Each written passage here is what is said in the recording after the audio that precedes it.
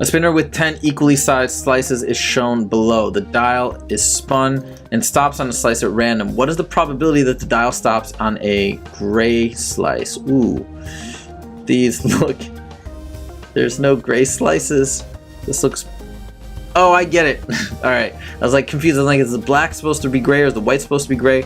All right, I understand. So what is the probability that the dial stops on a gray slice? Well, there are no gray slices unless the color's not coming through or I'm not seeing it clearly. So the probability that it stops on a gray slice is 0. Unless this is a trick question. All right, cool.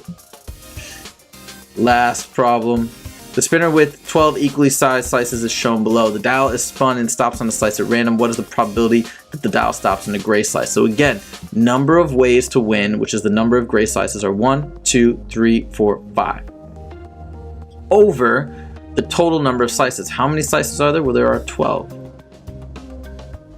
Right? We don't count the slices outside of gray for the bottom. It's every slice.